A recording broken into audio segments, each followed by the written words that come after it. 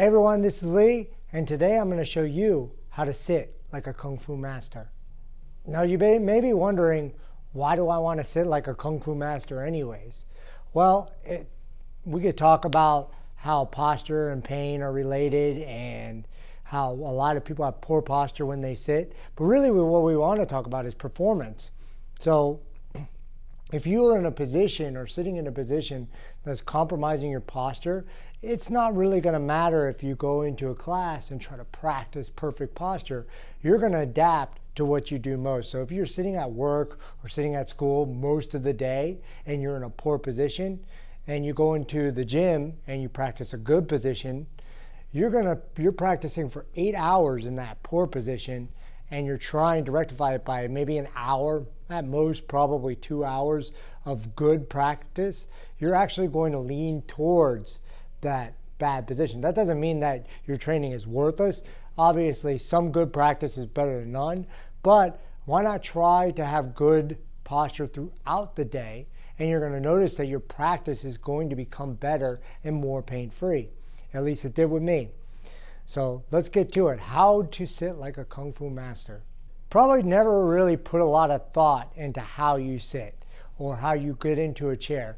Probably just do something like this and pop down. But we don't want to do that. We want to be mindful of what we're doing because we want the least impact on our joints and on our back. And we don't want to have a poor position when we're sitting. So when we go into a chair, we're going to actually keep our back straight. So we always want to start with a good position. If we start off like this, it's going to be very hard to get our back straight. So we start off with our back straight and we're going to hinge at the hips and push our glutes back. So pushing our butt back towards the chair.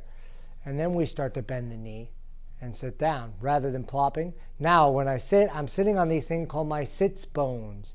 They're these little bony protrusions here. I don't want to be forward or back on those. So I don't want to sit something like this where I'm off my bones completely or maybe just on the edge of the front of it, or sitting like this where I'm all the way on the back of those bones. I want to be right in the center. So you can play around with this and rock your pelvis a little bit and find that center.